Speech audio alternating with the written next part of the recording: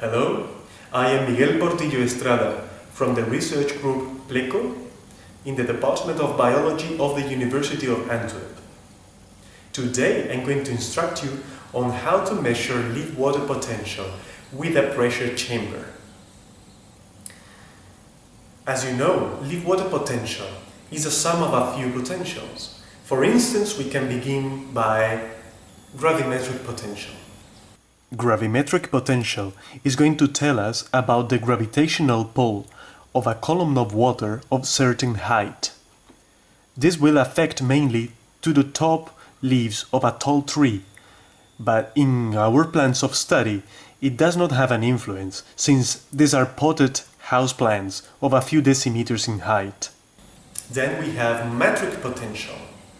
Metric potential is going to tell us how leaf inner structures help the leaf retaining water into it.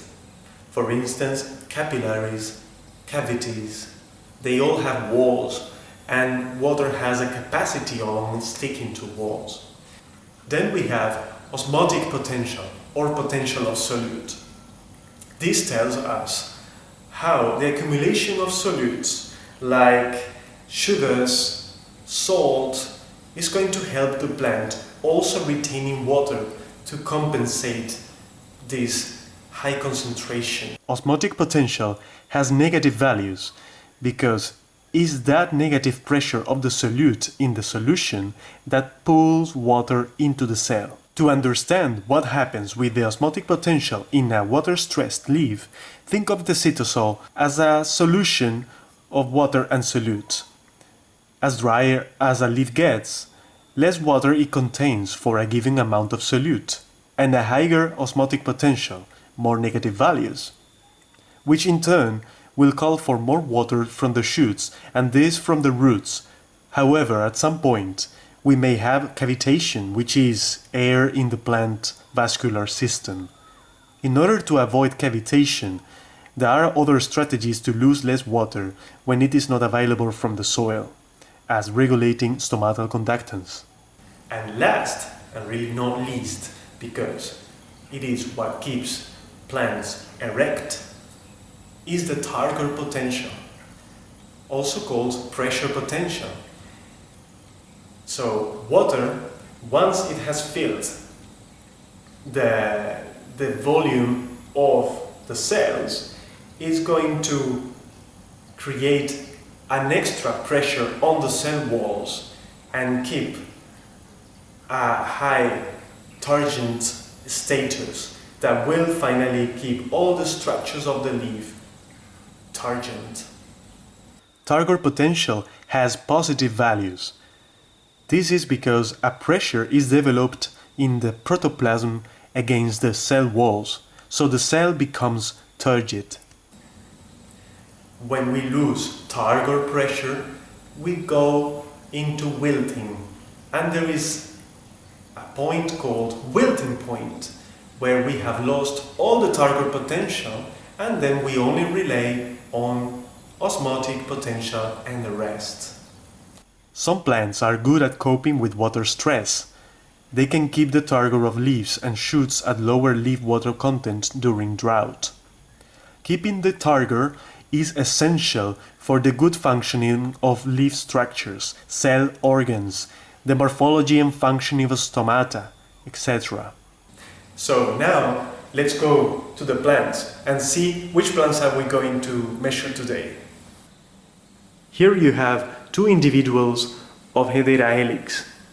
On the left you have a well-watered plant that we will use as a control. All the leaves are green, they are turgent, and everything should be working fine here. On the other side, on the right side, we have a plant that has been lacking of water already for more than a month. So we will treat this as drought treatment. We still see that the leaves are erect, but we will likely see differences in their water potentials. Here we have another species This is Abelia Grandiflora. It has been well watered and it is just a control plant. We don't have a treatment for this one, but at least we will compare the leaf water potential of these leaves with the ones of the control Hedera just to see whether there are differences among species. The principle of the measurements is going to be to balance the pressure that we put onto this leaf with the pressure at which the sap is retained inside.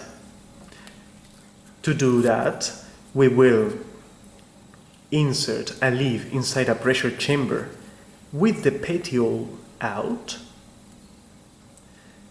and then we will put pressurized air inside, and at the moment when we will balance the air pressure with the pressure at which the sap is retained inside the leaf, the sap will be extruded through the petiole and we will eventually see it here. Before going to the measurements, I would like to take the chance of showing you what is a gas cylinder and a pressure reducer. Many instruments need some pressurized air to create a flow or as a carrier gas, or for instance, in this case, to increase the air pressure inside a chamber. But these gas cylinders are delivered with about 200 bar of pressure.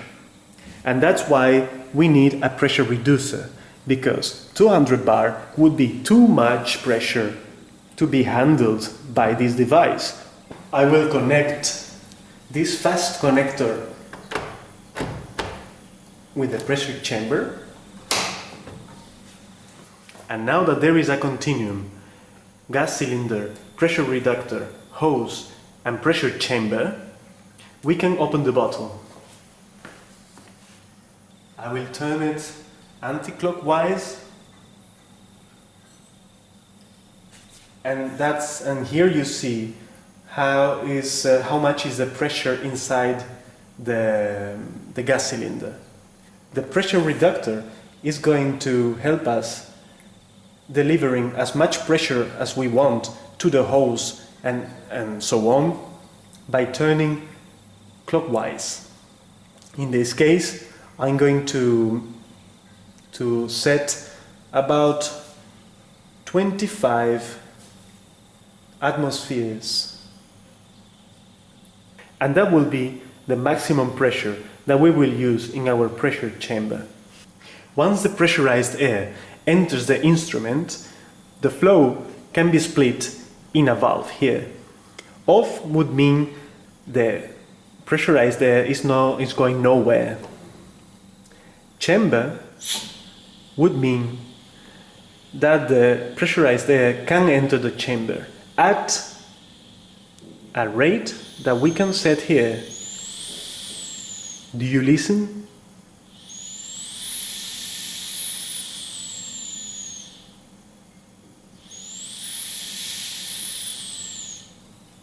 Once the chamber will be pressurized, we can turn the valve to exhaust and deliver all the pressure away.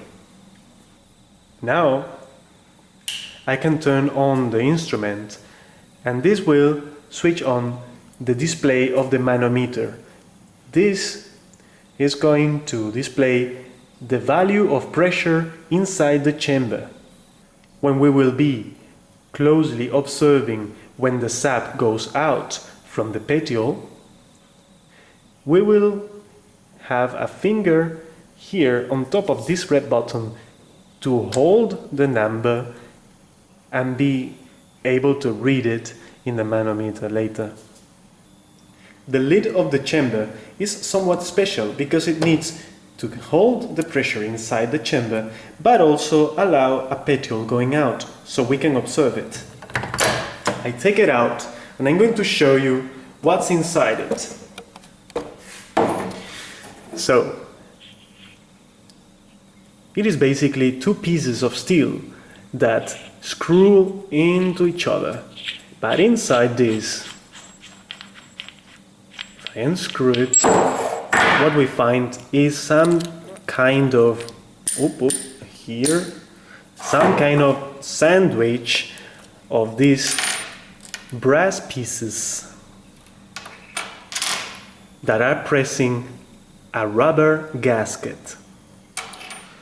In order to mount the lid again, we will put, as this was a sandwich, brass piece, washer, the gasket of our choice, depending on the size of petiole that we are measuring. In the middle, again a washer, and we top it up with the other brass piece. They go inside this part, so we see that there is a hole there, and then I screw again the top part. Not fully, because we will have to insert a petiole now. So the procedure of inserting the petiole inside the lid and inserting everything in the chamber and measuring will be as quick as we can. I just took now a leaf of Hedera helix from the control plant. And now I will reprofile the cut of the petiole, making a diagonal bevel cut.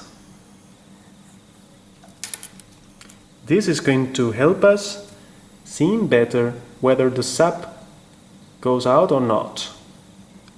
And now immediately I insert the petiole of the leaf through the lid.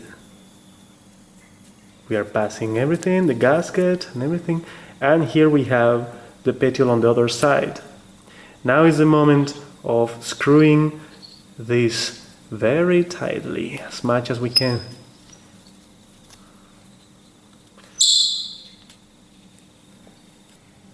I now place the leaf inside the chamber in this position,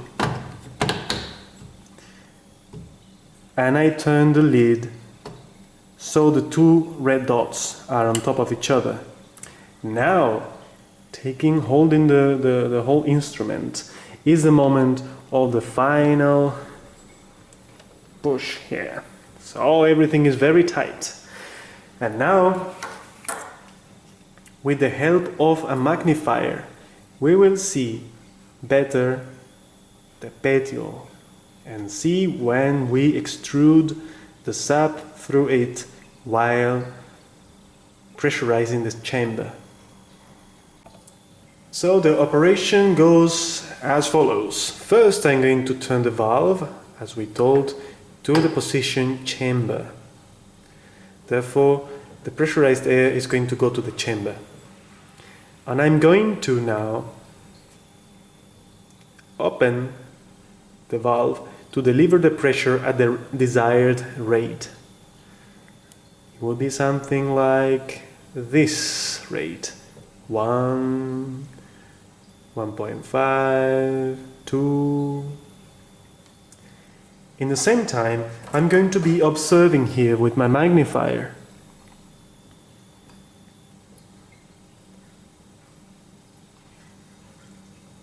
And for instance, at this point, we have already reached and trespassed the water potential of the leaf. At that moment, at that very moment, we will stop by turning to off, so we will not deliver more pressure to the chamber. I'm going to make now a real measurement in front of you. I am now turning the valve to the position chamber, and I am going now to turn this other valve and open it very slowly until I find a sweet point that delivers the air at a rate that I want. So I can stop touching this valve and just keep my finger on the red button.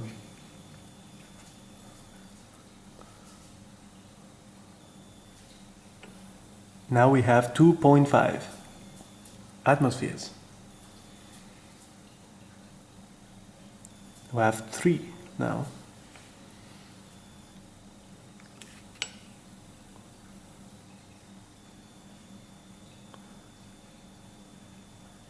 We have 4. Because this is the first time I am measuring this leaf, I don't know which value to expect. And that's why I'm going very carefully and increasing the pressure very little by little. Here, now I start seeing already some bubbles. It's difficult to see them in the camera.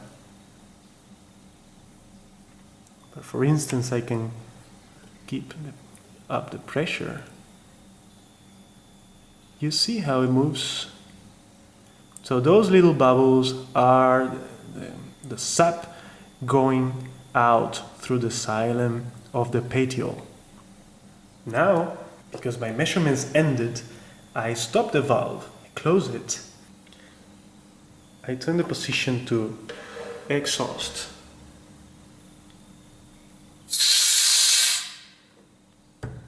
The pressure inside the pressure chamber has been released, and now it's possible to manually just open and take the leaf out. So the value was 4.8 bar. 4.8 bar. Now let's see how to treat this value. The conversion unit from atmospheres to megapascal is the following. 1 atmosphere equals to 0.101325 megapascal. Now think that these 4.8 atmospheres are going to translate more or less into 0.48 megapascal, is it? But the pressure that we were exerting on the leaf was positive pressure, which means that when we equal it to the leaf water potential, the water potential is negative. Please take this into account and represent all the values of leaf water potential as negative values. Now here we have our water-stressed Hedera helix. If I choose one, wow, this is a very long petiole. Come on, okay, you come with me. So now is the moment of taking our water-stressed leaf, cut the petiole as a pebble cut, like this. As sharp as we can. And then now I'm going to take out the previous leaf, discarded, and insert our new leaf here.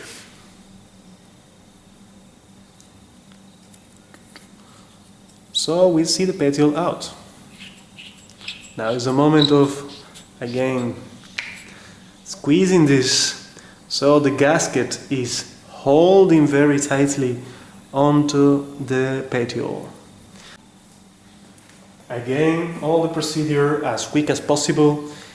Now I insert the leaf in the chamber, press it, turn it, so the red dot is on the red dot, and now I'm going to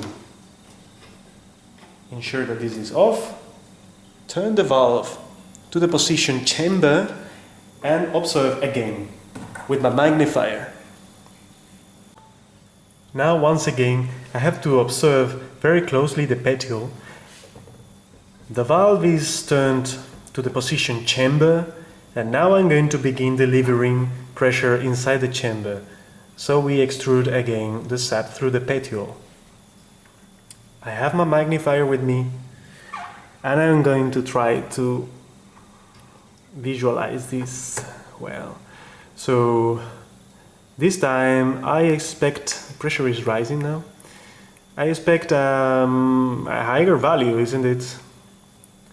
So I am increasing the pressure. Now we have 2.5.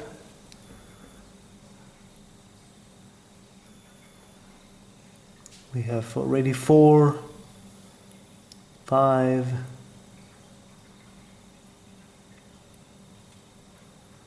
6, 7. There is no signs yet of sap. I don't have my finger on the red button now, and now I have now a bit of sap coming. I put it off. Do you see it? This is really when we have already trespassed the value. The real measurement is at the first side of sap coming out. So the value, I could hold it on time, it is 10.8. So 10.8 atmospheres, that will translate more or less into minus 1.08 megapascals. Now I turn the valve to exhaust, and as you see, as expected, sap stops going out because the chamber is not pressurized anymore, and then I can open it. So putting everything together, the accumulation of solutes in cells result into the entry of water into the cell. This decreases osmotic potential and in turn increases leaf target potential. Both together result into a small leaf water potential value. On the other hand, as drier a leaf is, lower target potential and higher osmotic potential. That results into a higher leaf water potential. In practice, more pressure will be needed to extrude the sap from them. Therefore, more negative is the leaf water potential. Now I have another stressed leaf with me, and I have economized a bit of time, so I have inserted myself already in the lid. I'm going to turn the pressure to chamber, the valve to chamber, and now the pressure is increasing already. Let's see these other measurements. I hope you can see well here the petiole. Now the pressure is 3. I think I have to increase the rate a little bit, because we are expecting about a number like 8, 10, 12 or something like that. So the pressure is now 6 and increasing, 7. I could maybe lower a bit the rate, so we are finding this value a bit better. Yes, we should see something coming soon.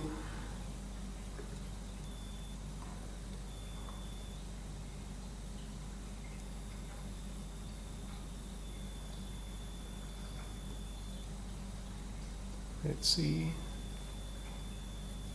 Here I saw something already.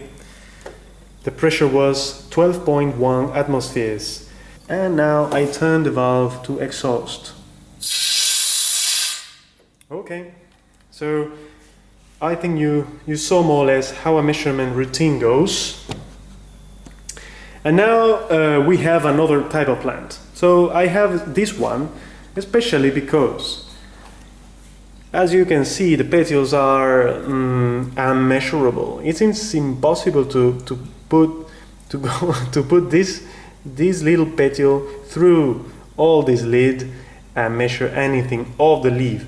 So in this type of case, what we do is that we take a shoot. It's the best we can. It's the best we can do to approximate the measurement to the leaf water potential. In this case, is leaf plus shoot potential, of course, but it's the best we can do. And at least, well, everybody measuring this type of plant will have to do the same. You would explain it in the methods, and then values will be comparable to each other. So now I take a shoot. Let's see if I can do it with one hand. I take a shoot, and what I will do is just simply take those last leaves, and I'm going to cut it with a razor that I have here. Again, diagonal cut. Well, that's a tiny shoot, isn't it? Let's see how it goes with the video. Of course, with my magnifier, I am able to do it, but it's very complicated to show you with the video too. I'll try to make a close-up later. So now I explain you, I am turning the valve to the position chamber, and I open the other valve to deliver the air at a rate I want. Now we have 1.4, 1.5. I'm going to follow this closely here. Also, it's sometimes useful to have a torch with you, so you have even a better view. So here I am with my torch also to see if I see any shiny thing there. And there it is. Okay, so it's 5.6. So it's very complicated to show you. I know, I'm sorry for that. But I saw a little bit of sap going out. Well, now I turn the valve to exhaust, and the pressure is out. I can open the lid.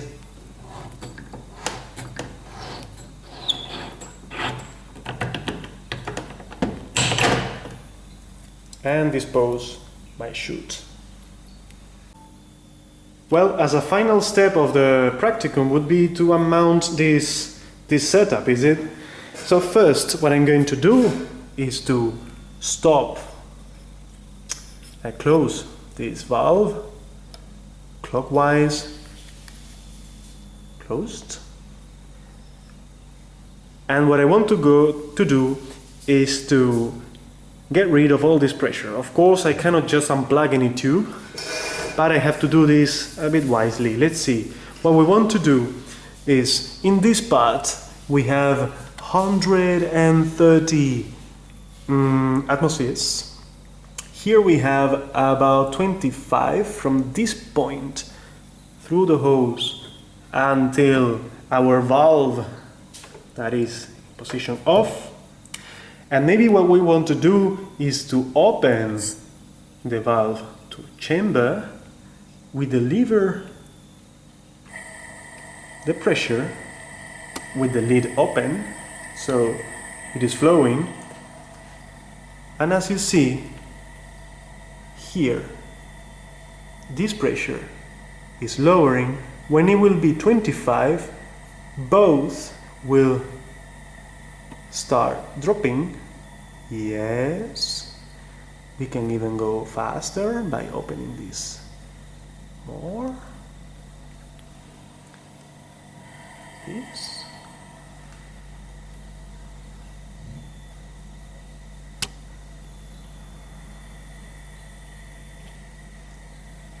And now we get to 0 extra pressure, so we just have the atmosphere that we usually have in the air. Now it's time to turn off, unplug the hose, this fast connector that they can hold a lot of pressure, and that's it. In agriculture, leaf water potential measurements are used to assess the water status of a plantation, helping in planning irrigation. For instance, fruit trees, olive trees, or vines are periodically measured. Measuring leaf water potential is especially interesting when the leaves of the plants of interest do not show turgor loss visually, despite its water content could be decreasing. For example, in sclerophyllous leaves. Well, thank you for watching, and I hope you enjoyed this hands-on virtual practicum and you understood the principle of the pressure chamber and how to use it, as well as how to handle a pressure regulator and a gas cylinder. Thank you, and see you in the next video.